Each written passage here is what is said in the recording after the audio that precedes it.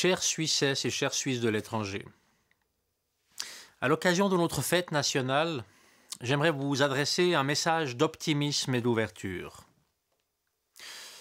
Nous vivons depuis plusieurs années une période troublée.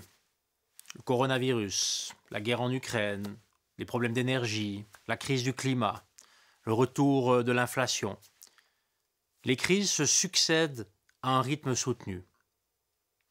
Et dans ce contexte mouvementé, il n'est pas toujours facile de s'orienter.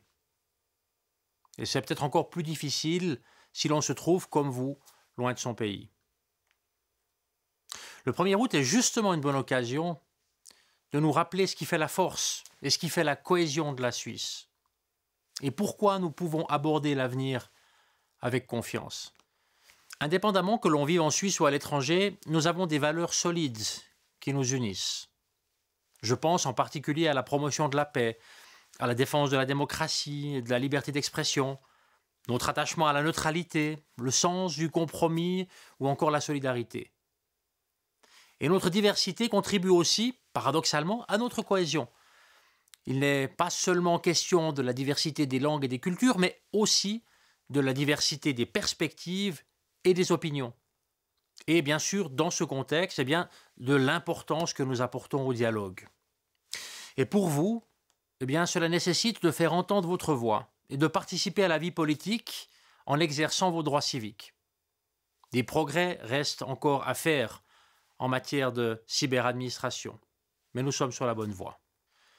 Chères Suissesses et chers Suisses de l'étranger, au fil des siècles, la Suisse s'est construite.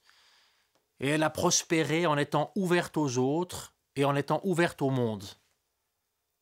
Soyons donc cette Suisse fière de la tradition et tournée vers l'avenir.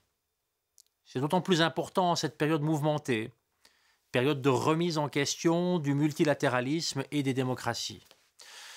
C'est donc en défendant ensemble les valeurs qui font la Suisse que nous pourrons maintenir ce qui fédère notre pays et ce qui nous fait avancer. J'aimerais terminer en souhaitant à toutes et à tous un magnifique 1er août.